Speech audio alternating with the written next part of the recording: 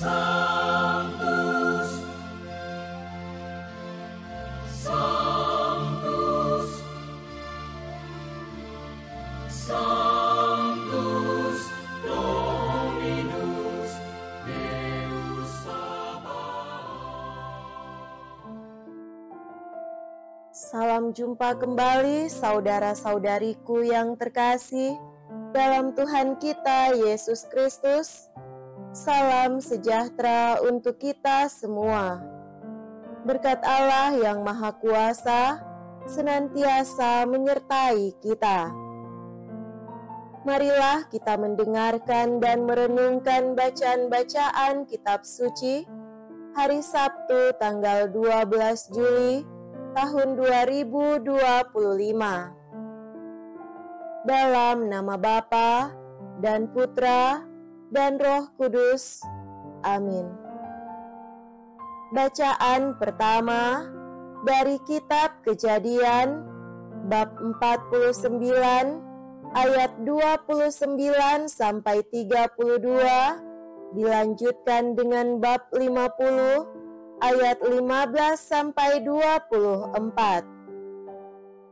Waktu akan meninggal, Yakub berpesan kepada anak-anaknya, "Apabila aku nanti dikumpulkan kepada kaum leluhurku, kuburkanlah aku di sisi nenek moyangku dalam gua di ladang Efron, orang Het itu, dalam gua di ladang Makpela, di sebelah timur Mamre, di tanah Kanaan, yaitu ladang yang telah dibeli Abraham dari Efron, orang Het itu, untuk menjadi kuburan milik keluarga. Disitulah dikuburkan Abraham beserta Sarah, istrinya. Di situ pula dikuburkan Ishak beserta Ribka, istrinya, dan disitulah juga kukuburkan Lea. Ladang dengan gua di sana telah dibeli dari orang Het. Ketika saudara-saudara Yusuf melihat bahwa ayah mereka telah mati, berkatalah mereka, "Boleh jadi Yusuf akan mendendam kita dan membalas kita sepenuhnya atas segala kejahatan yang telah kita lakukan terhadapnya." Sebab itu, mereka menyuruh menyampaikan pesan ini kepada Yusuf. "Sebelum ayahmu meninggal, ia telah berpesan, beginilah hendaknya kalian katakan kepada Yusuf, ampunilah kiranya kesalahan saudara-saudaramu dan dosa mereka, sebab mereka telah berbuat jahat kepadamu. Maka sekarang ampunilah kiranya kesalahan yang dibuat hamba-hamba Allah ayahmu." Ketika permintaan disampaikan kepadanya, menangislah Yusuf. Saudara-saudara Yusuf pun datang sendiri-sendiri dan sujud di depannya serta berkata, "Kami datang untuk menjadi budakmu."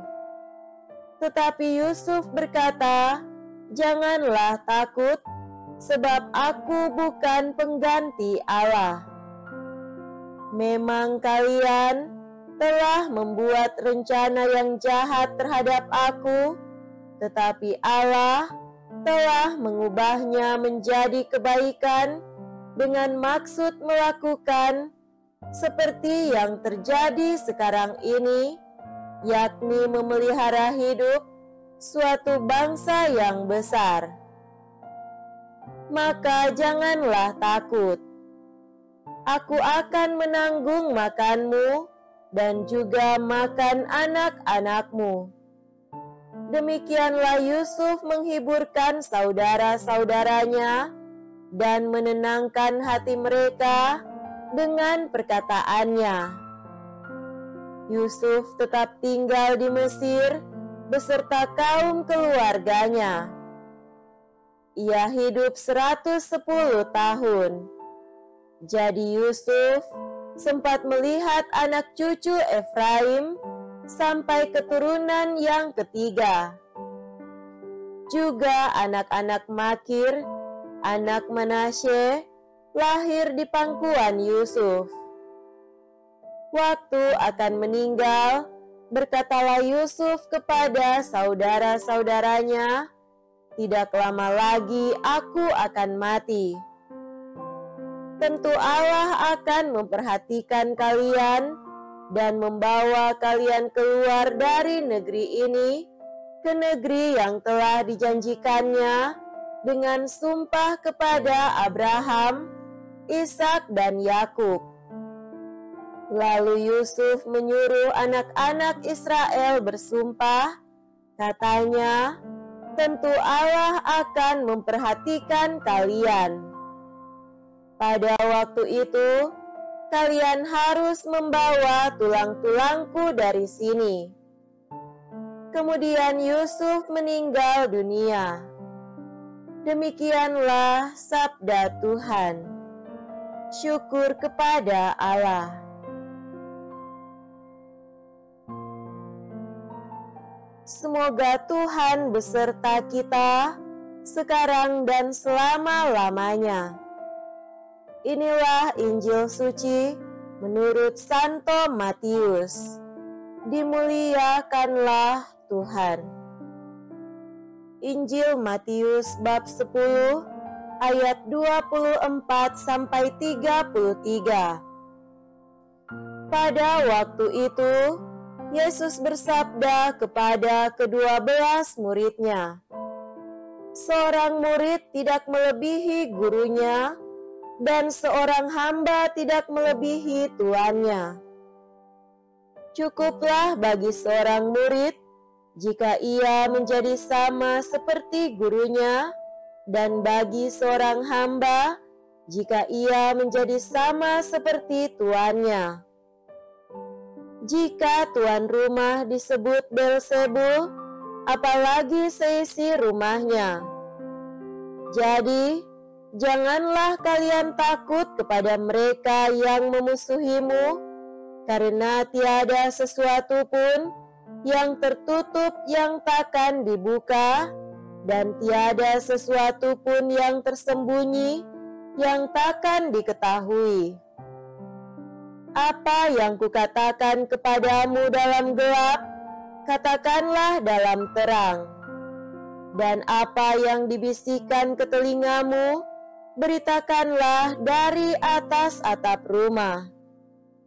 Dan janganlah kalian takut kepada mereka yang dapat membunuh tubuh, tetapi yang tidak berkuasa membunuh jiwa. Tetapi takutlah Dia yang berkuasa membinasakan baik jiwa maupun tubuh di dalam neraka.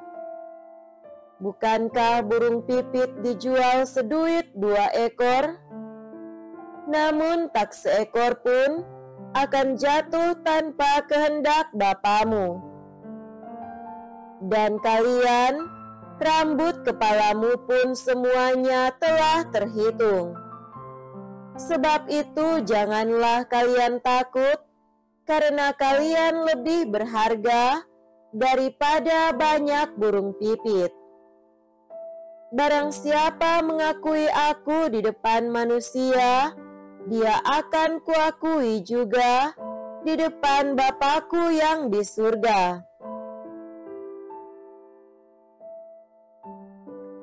Semoga Tuhan beserta kita sekarang dan selama-lamanya. Inilah Injil suci menurut Santo Matius. Dimuliakanlah Tuhan.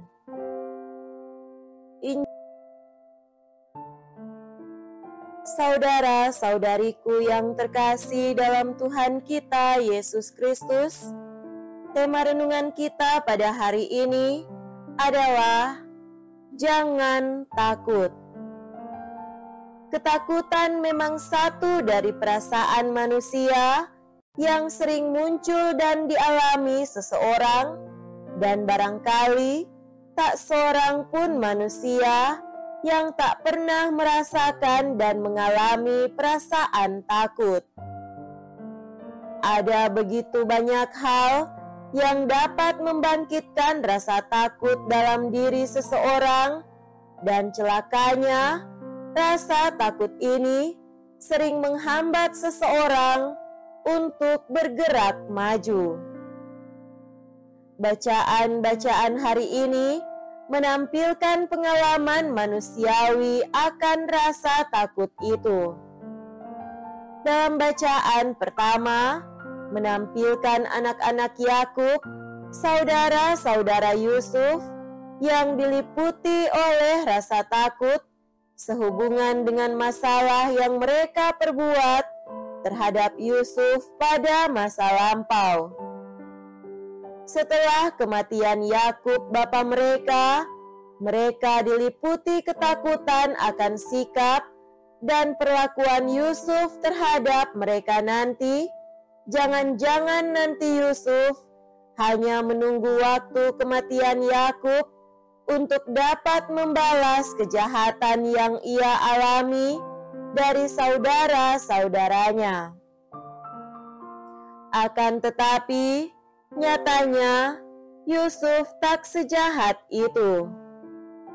Ia tidak berpikir untuk membalas kejahatan saudara-saudaranya.